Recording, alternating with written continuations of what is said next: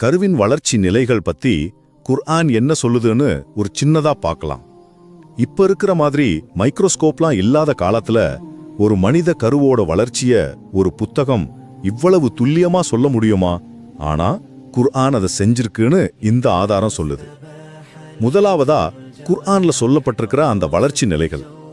ஆரம்பத்துல அது நுத்ஃபா, அதாவது ஒரு விந்து துளி. அதுக்கப்புறம் அலக்கான்னு ஒரு நிலைக்கு மாறுது. இதுக்கு அர்த்தம் ஒட்டி கொண்டிருக்கும் ஒரு கட்டி. இது கருப்பை சுவர்ல கரு ஒட்டிக்கிட்டு வளர்றத எவ்வளவு ஆச்சரியமா சொல்லுது பாருங்க. சரி, இதுக்கு அடுத்தது முத்தா நிலை, அதாவது மெல்லப்பட்ட சதை துண்டு. இங்கதான் விஷயம் இன்னும் சுவாரஸ்யமா மாறுது.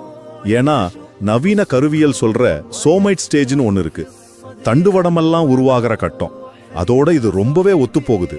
அட, மைக்ரோஸ்கோப் கூட இல்லாத ஒரு காலத்துல இந்த விவரங்கள்லாம் எப்படி சாத்தியம்? சுருக்கமா சொல்லணும்னா, நவீன அறிவியல் கண்டுபிடிப்புகளுக்கு பல நூற்றாண்டுகளுக்கு முன்னாடியே மனித கரு வளர்ச்சி பத்தின ரொம்ப துல்லியமான தகவல்களை குர்ஆன் கொடுத்திருக்கு.